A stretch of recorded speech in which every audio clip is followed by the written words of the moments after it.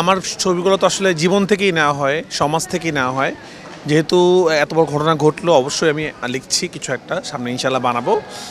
কোনো একটা ছবিতে আমার এই গল্প হয়তো মানুষ দেখতে পারবে। সুরঙ্গ চলচ্চিত্র থেকে একটা কথা আমরা শুনে আসছি যে প্রত্যেক চলচ্চিত্রে নারী বিদ্বেষের একটা ব্যাপার থাকে, কিন্তু আপনি এ সম্পর্কে কি বলেন?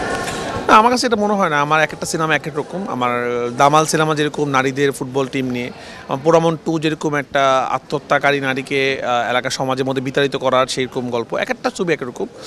তো কিছু কিছু ছবি গল্প এক রকম হয়, গল্প যেটা ডিমান্ড করে সেটাই হয় আর কি। কোনো কোনো যেমন তুফান ছবিতে আমার ভিলেন হলো যে একরকম, সুরঙ্গ ছবি ভিলেন একরকম, পরাণ ছবি ভিলেন একরকম, দামালের ভিলেন একরকম, এক একটা ছবি একরকম। আমি যে ব্ল্যাক মানি মারলাম সেখানে একরকম। এটা ডিপেন্ড করে গল্প অনুযায়ী। আমি স্পেসিফিক আসলে কোনো জেন্ডারকে চিন্তা করে সিনেমা বানাই না আর কি। পরবর্তীতে কোন ইমরান পাবো? আমার কোরবানিতে সিনেমা আসছে, আমার কোরবানিতে বরাবরই সিনেমা আসে। পরাণ এসেছে, সুরঙ্গ এসেছে, তুফান এসেছে। নেক্সট কোরবানিতে ইনশাল্লাহ আমার নতুন সিনেমা, যেটা যেটা কাজ আমি করছি, যেটা কাজে আমি এখন আবার যাবো, ওইখান থেকে আমরা আসলাম। এখানে অভিনেতা বা অভিনেত্রী কে থাকে? সেটা খুব তাড়াতাড়ি আমরা একটা প্রেস কনফারেন্স করে জানিয়ে দিব। বেশি দিন নাই, আমরা হয়তো দুই এক সপ্তাহের মধ্যে এটা আয়োজন করছি। আপনাদের সবাইকে দাওয়াত দিয়ে আমাদের প্রোডাকশন হাউস থেকে আমাদের কে কে থাকছেন সব জানানো হবে, সব আমরা রেডি করছি। তুফানের দ্বিতীয় পার্ট সম্পর্কে দর্শকদের এই বছর তুফানের সেকেন্ড পার্ট আসবে না, আমরা যেটা বানাচ্ছি সেটা আসবে নেক্সট ইয়ার ইনশাল্লাহ। তুফান 2 আসবে আল্লাহ।